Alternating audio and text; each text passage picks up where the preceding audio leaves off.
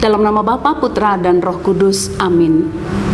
Shalom Bapak, Ibu, Saudara-saudari yang terkasih dalam Kristus. Hari ini renungan kita ambil dari Injil Lukas bab 11 ayat 29 sampai 32. Renungan hari ini kita beri judul Iman dan Pertobatan. Mungkin kita semua sudah membaca Injil hari ini. Kalau kita baca hari ini, Yesus tampaknya jengkel, marah kepada para pendengarnya. Dia katakan angkatan ini merupakan angkatan yang jahat. Kita dapat merasakan kejengkelan dan kekecewaan Yesus terhadap para pendengarnya. Sebenarnya kenapa Yesus begitu kesal dan kecewa, begitu jengkel? Karena setiap hari dia mengajar banyak orang yang selalu mengerumuninya, melakukan juga berbagai tanda lewat mujizat-mujizat yang dilakukannya, menyembuhkan orang sakit, membangkitkan orang yang meninggal, juga menghidupkan orang yang meninggal. Macam-macam dia lakukan, mujizat-mujizat, tetapi tetap saja mereka tidak percaya bahwa dia adalah Mesias. Mereka selalu menuntut tanda, meskipun sudah banyak tanda yang diberikan oleh Yesus. Hati mereka tegar. Lalu Yesus mengatakan kepada mereka tidak akan diberikan tanda selain tanda Yunus. Lalu mengapa harus tanda Yunus?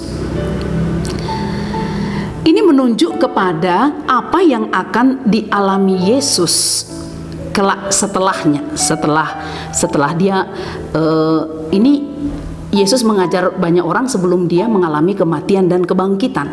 Maka Yesus mengatakan kepada mereka ini tidak akan diberikan tanda selain tanda Yunus. Ini menunjuk pada apa yang akan dialami oleh Yesus. Bagaimana kisah Nabi Yunus? Kita tahu bahwa Nabi Yunus ketika diutus oleh Allah untuk mengingatkan masyarakat Niniwe agar bertobat, dia mencoba menolaknya dengan melarikan diri. Tetapi dia tidak bisa menghindar dari perintah Allah. Maka ketika dia mencoba melarikan diri, Allah membuatnya masuk ke dalam perut ikan selama 3 hari. Lalu setelah 3 hari di dalam perut ikan, Allah mengeluarkannya. Dan setelah itu dia menyerukan pertobatan kepada bangsa Niniwe. Bangsa Niniwe percaya dengan apa yang dikatakan oleh Nabi Yunus, lalu bertobat. Bangsa Niniwe tidak berkeras hati seperti orang banyak yang mendengarkan Yesus. Maka Yesus mengatakan demikianlah juga tanda yang akan diberikan kepada mereka. Yesus akan mati selama 3 hari dan masuk ke dalam perut bumi, dan setelahnya dia akan bangkit. Dan tanda ini diharapkan membuka mata mereka untuk percaya dan bertobat. Dan pada hari penghakiman, kata Yesus, orang-orang yang percaya seperti orang-orang Niniwe dan juga ratu dari selatan yang percaya setelah mendengarkan hikmat Salomo akan bangkit dan menghakimi orang-orang yang tidak percaya. Dan ini Yesus adalah anak manusia yang melampaui Yunus atau Salomo. Jadi Yunus dan Salomo saja bisa membuat orang percaya dan bertobat. Dan Yesus lebih daripada Yunus dan Salomo. Kalau orang percaya dengan mendengarkan Yunus dan Salomo, mestinya orang yang mendengarkan Yesus pun harus lebih percaya dan bertobat. Bapak, Ibu, Saudara-saudari yang terkasih, lalu apa yang bisa kita renungkan dari perikop Injil hari ini? Saat ini kita sudah mengimani Yesus. Itu ditandai dengan pembaptisan kita. Namun kita harus mempertanyakan pada diri, apakah saya sungguh-sungguh mengimani Yesus?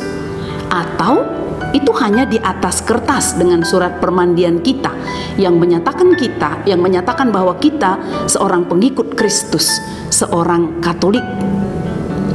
Apa bukti yang bisa kita berikan bahwa kita sungguh-sungguh mengimani Yesus? Apakah saya sudah sungguh-sungguh menghidupi iman saya itu dengan melakukan apa yang dikehendaki Tuhan. Setiap hari atau paling tidak setiap minggu kita pergi ke gereja dan mendengarkan firman Tuhan. Atau mungkin kita setiap hari membaca kitab suci. Setiap hari kita mendengarkan renungan yang sudah banyak dari berbagai macam sumber.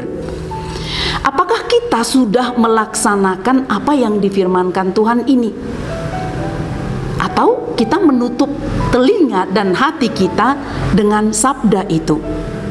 Jangan-jangan kita ini, saya ini sama seperti para pendengar Yesus yang keras kepala dan selalu menuntut tanda. Kita juga sering begitu kan?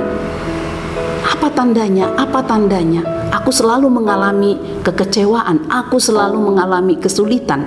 Apa tandanya bahwa Tuhan itu sayang padaku? Kita seringkali mengatakan demikian.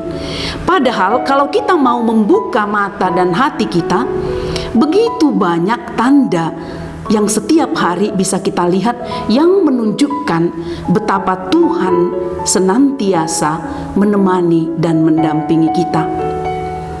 Tetapi kita selalu cenderung menuntut tanda-tanda yang besar, tanda-tanda yang hebat.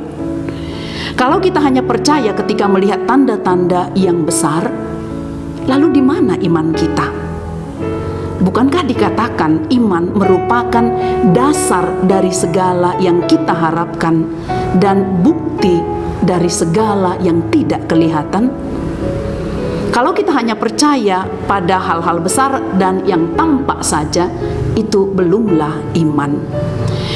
Maka Bapak Ibu Saudara-saudari yang terkasih, marilah kita memohon kepada Tuhan, khususnya selama masa Prapaskah ini, agar iman kita semakin diteguhkan dan kita tetap bersemangat melakukan pertobatan terus-menerus. Semoga kelak pada hari penghakiman kita ikut serta bersama Anak Manusia menghakimi orang-orang yang tidak percaya. Amin. Dalam nama Bapa, Putra, dan Roh Kudus. Amin.